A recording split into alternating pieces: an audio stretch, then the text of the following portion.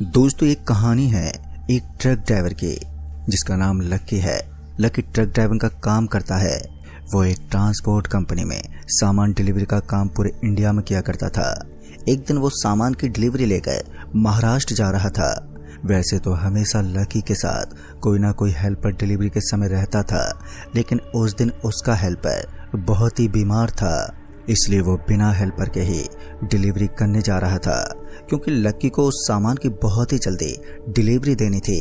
रास्ते में शाम के वक्त वो एक ढाबे पर रुका, जहां उसने भरपेट खाना खाया और जल्द ही वहां से निकल गया।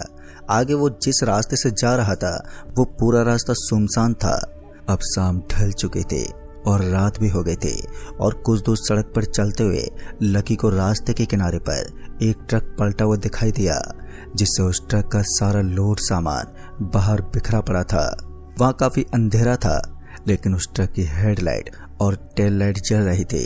लकी ने ऐसी स्थिति में उस ट्रक ड्राइवर की मदद करने के लिए अपना ट्रक रोक लिया।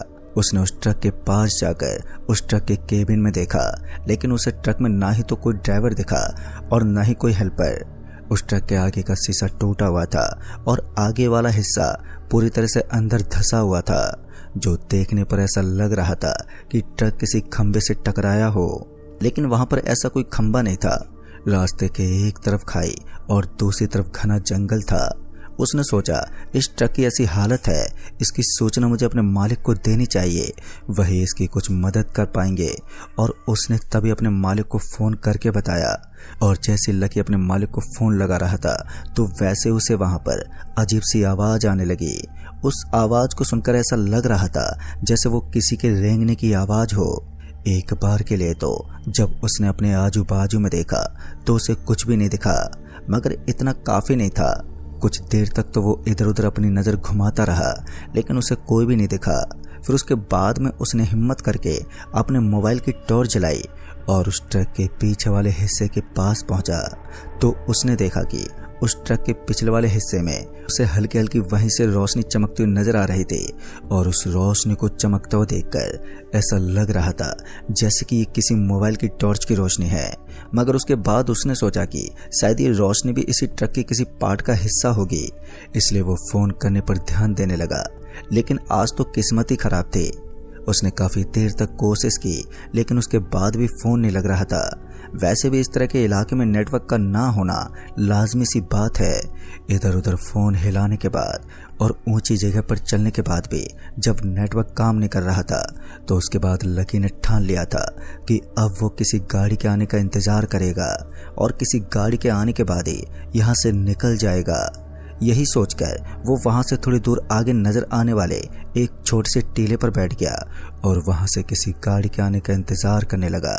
लेकिन इसी बीच उसे अपने पीछे की ओर से एक धमाके की आवाज सुनाई दी, और ये धमाका इतना जोर का हुआ था कि एक पल के खातिर उसे ऐसा लग रहा था जैसे कि अभी अभी जो धमाके की आवाज उसके कान में आई थी वो कोई नॉर्मल आवाज नहीं थी, बल्कि उसे सुनकर ऐसा लग रहा था जैसे कि उसकी ट्रक पलट गई थी।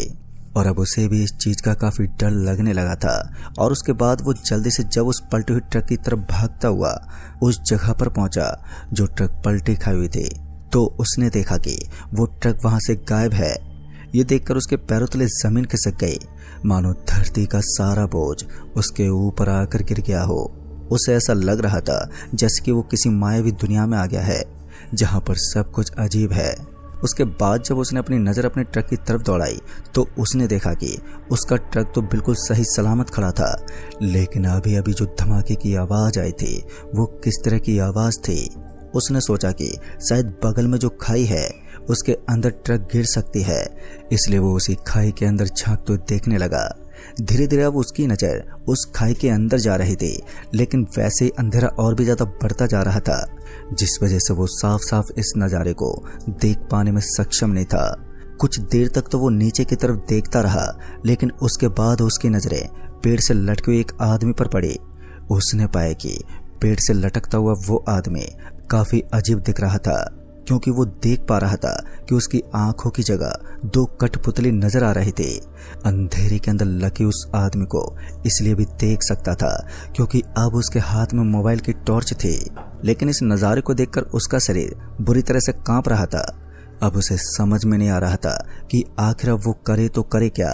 अब तक उसकी सांसों की गति भी और भी ज्यादा बढ़ने लगी थी और कुछ देर तक तेज तेज सांस लेने के बाद वो नॉर्मल होने की कोशिश करने लगा। उसके जहन में बहुत ही ज्यादा डर बैठ जाने की वजह से अब वो वापस से नीचे की तरफ नहीं देख पा रहा था, इसलिए उसने तुरंत ही अपनी आंखें बंद कर ली और उसके बाद दोबारा जैसे ही अपनी आंख खोलकर देखी तो इस बार उसने पाया कि अब वहां पर कोई भी नजर नहीं आ रहा था। वहां से सारा नजारा साफ हो चुका था और सारी की सारी चीजें वहां से अदृश्य हो गई थी और ये सब इतना जल्दी हुआ और इतना अचानक ही हुआ कि लकी कुछ भी समझ नहीं पा रहा था। वो इतना तो समझ गया था कि यहाँ पर जो कुछ भी हो रहा है वो सब चीज नॉर्मल तो नहीं हो सकती, इसलिए उसने अपने आप को बचाने के लिए उस जगह से खड़ा हो गया जहाँ पर कुछ देर पहले वो ट्रक पलटी खाकर गिरी थी। उसके बाद लकी जल्दी से भागा और अपने ट्रक के पास पहुंचा तो उसने ज्यादा देरी नहीं की और उसी वक्त अपने ट्रक को स्टार्ट कर लिया और तुरंत ही वहां से निकलने लगा, क्योंकि अब वो नहीं चाहता था कि आने वाला खतरा उसके सर पर भी मंडराने लगे, जिस वजह से उसने अपने ट्रक को स्टार्ट किया और उसके बाद वहां से निकलने लगा। रास्ता काफी सुनसान था और आगे कुछ भी हो सकता था। जिस तरह का अनुभव अभी तक लकी के साथ हो रहा था उससे तो बिल्कुल ऐसा ही लग रहा था कि इस रास्ते पर कुछ भी हो सकता है, क्योंकि कोई भी मुसीबत कभी भी बिना बुलाए टपक सकती थी। लकी अपने ट्रक को बहुत ही सावधानी के साथ चला रहा था और साथ ही ट्रक की स्पीड भी ठीक ठाक ही थी। इसी बीच ट्रक एक नाले के पास पहुंच गई तो वो नाला दिखने में बहुत ही ज्यादा गहरा दिखाई दे रहा था। ऐसा लग रहा था कि उस नाले में कोई तो अजीब बात है, क्योंकि वहां पर पहुंचते ही मेरे ट्रक की स्पीड में अचानक ही गिरावट आ गई और इससे पहले कि लकी अपने ट्रक को संभाल पाता कि उसे अपने सामने से बहुत ही जोर का धुआं आता हुआ दिखा। ऐसा लग रहा था जैसे कि वो कोई सुनामी का धुआं हो और उस धुएं के आते ही ट्रक के सामने वाला कांच एकदम से टूट गया और उसके अंदर से एक अजीब सी चीज निकल गई और वो ट्रक के दोनों कोनों को चीरकर बाहर निकल गई। लकी इस बार बाल बाल बच गया था, नहीं तो वरना अब तक तो वो भी उस चीज के साथ ट्रक के आर पार हो जाता और उसकी मौत भी हो सकती थी। अब लकी की सांस में सांस आई। लकी की ट्रक अब पलटी खाने वाली थी। इससे पहले ही लकी ने तुरंत ही दरवाजा खोला और बगल वाले दरवाजे से ट्रक से नीचे कूद गया।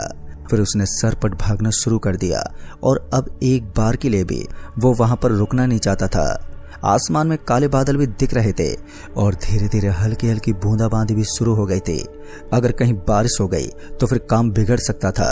लकी का माइंड ना जाने कितनी चीजों को सोचता रहा और वो लगातार उस रास्ते को क्रॉस करना चाह रहा था। करीबन आधा घंटा बीत गया था और तब जाकर उसे ऐसा लगा जैसे कि अब वो सही सलामत है। लेकिन इसके बाद भी जब उसने पीछे की तरफ पलटकर देखा तो उसने पाया कि पीछे की तरफ का माहौल काफी सुधर गया है।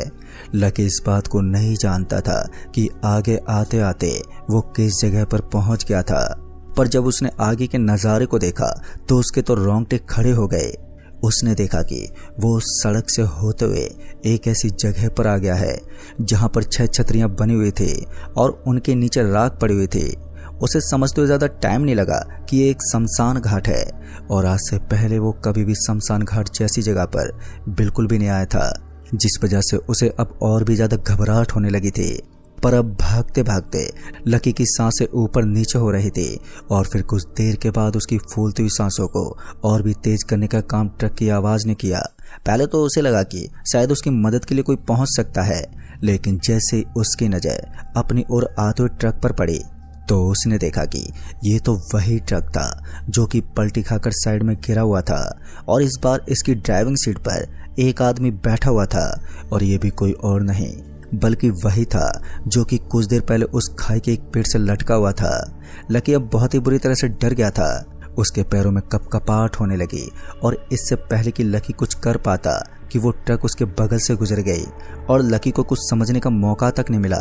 ताजुब तो इस बात का था कि ना ही तो उस ट्रक ने उसे नुकसान देने की कोशिश की और न ही तो उसे एक बार भी मुड़कर देखा।